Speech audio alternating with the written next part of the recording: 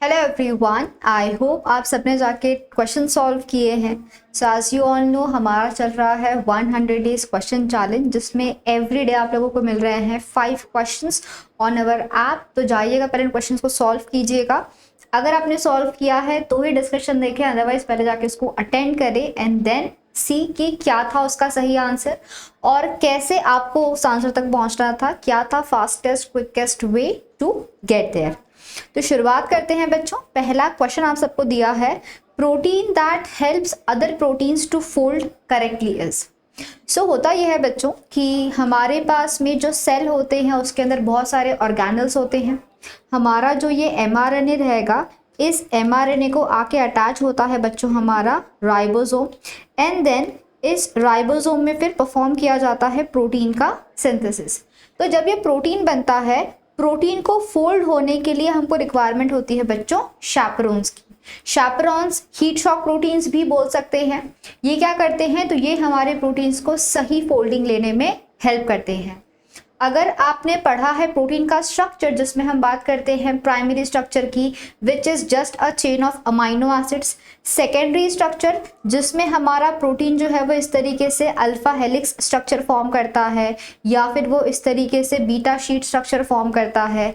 बारी आती है जब टर्शियरी स्ट्रक्चर की, तो वहाँ पे बहुत सारे नॉन कोवैलेंट इंट्रैक्शंस की बात आती है। For example, there can be electrostatic interactions, there can be van der Waals forces, hydrophobic interactions, ऐसे इंट्रैक्शंस काम आते हैं। तो हर प्रोटीन के बहुत सारे अलग अलग फंक्शंस होते हैं।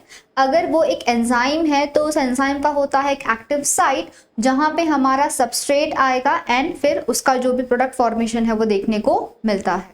तो पूछा गया है बच्चों प्रोटीन के बारे में, जो हेल्प करता है प्रोटीन्स को सही तरीके से फोल्ड होने में, बिकॉज अगर प्रोटीन्स ने करेक्ट फोल्डिंग ली है तो ही वो प्रोटीन हमारे लिए एक काम का प्रोटीन हो सकता है। The answer for this is शैपरॉन।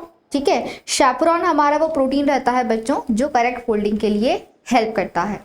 प्रोटियोसोम्स जो होते हैं, ये तो भाई एक तरीके से बैरल्स होते हैं जहां पे प्रोटीन को डिग्रेड किया जाता है बाय द यूबिक्विटिनेशन मैकेनिज्म।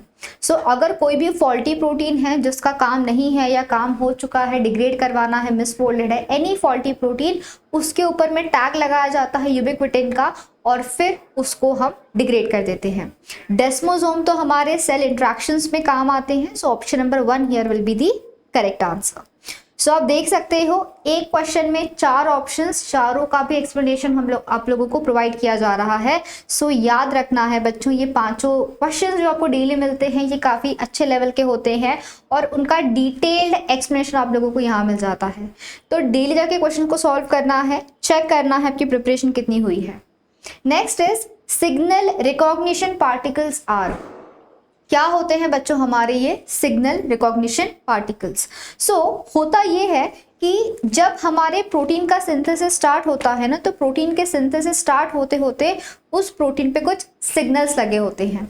जैसे अगर सीक्वेंस है बच्चों KDEL सीक्वेंस, तो ये सिग्नल होता है कि उस प्रोटीन को हमको भेजना चाहिए इन दी एंडोप्लाज्मिक रेटिकुलम ल्यूमेन। तो बहुत सारे सिग्नल्स होते हैं, KDXX होता है, KKK-RK होता है for the signal of nucleus, जिसको हम बोलते हैं न्यूक्लियर लोकलाइजेशन सिग्नल।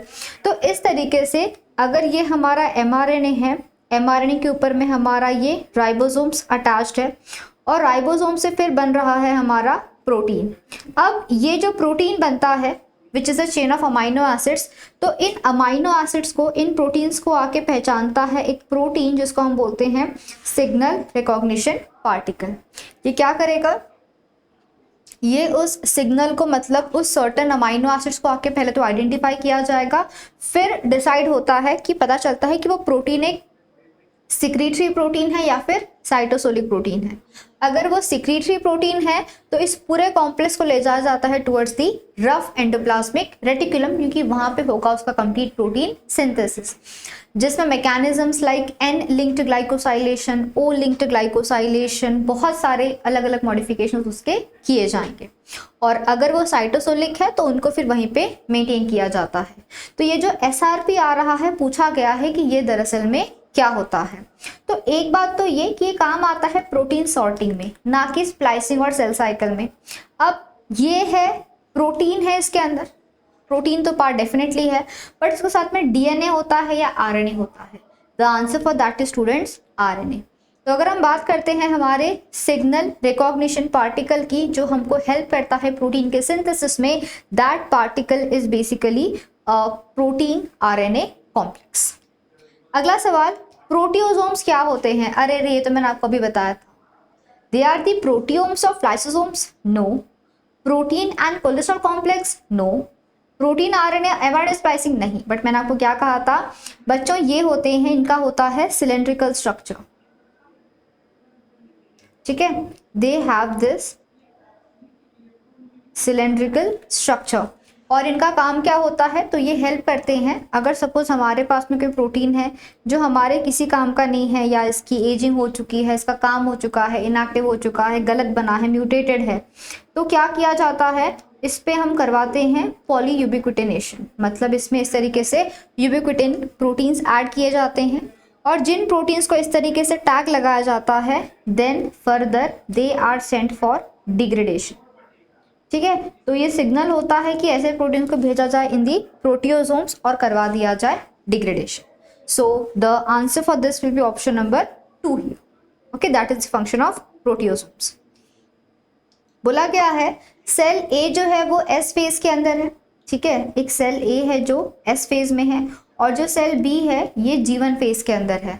बोला गया कि अगर हमने दोनों सेल को फ्यूज कर दिया, हमने क्या कर दिया, तो ए को और बी को हमने दोनों सेल को फ्यूज कर दिया, तो क्या हो जाएगा, तो अलग अलग सेल साइकिल के फेजेस के अंदर में अलग अलग साइक्लिन काम करते हैं, अलग अलग साइक्लिन डिपेंडेंट काइनेज भी काम करते हैं। अगर सेल ए जो एस फेज में है, सेल बी जो G1 फेज में है, अगर दोनों साथ में चले जाए तो क्या हो जाएगा, एस फेज वाला तो एस फेज में रहेगा, बिकॉज उसके पास में वही साइक्लिन है जो एस फेज में काम आता है। पर आप देख सकते हो कि जो बी सेल था हमारा जो G1 फेज में अटका था, उसको भी अभी एस फेज वाला साइक्लिन और CDK मिल जाएगा। तो व्हाट विल हैपन नाउ, जो हमारा ये G1 था ये भी अभी एस फेज में पहुंच जाएगा। दोनों आगे एम तक तो नहीं पहुंच पाएंगे, पर हाँ क्या हो जाएगा बच्चों, जो हमारा हेट्रोकैरियोन रहेगा ये अभी एस फेज के अंदर पहुंच जाएगा। अगला सवाल, the M phase promoting factor facilitates cell to move from G2 to M phase. Cell cycle में क्या होता है, G1 फेज होता है, फिर सिंथेसिस फेज आता है, फिर G2 फेज आता है, और फिर एम फेज आता है। यहाँ पे हमको रिक्वायरमेंट होती है MPF की, that is the M phase promoting factor की। ये क्या करता है, सेल को G2 से एम फेज की तरफ लेके जाता है ड्यूरिंग द सेल साइकिल।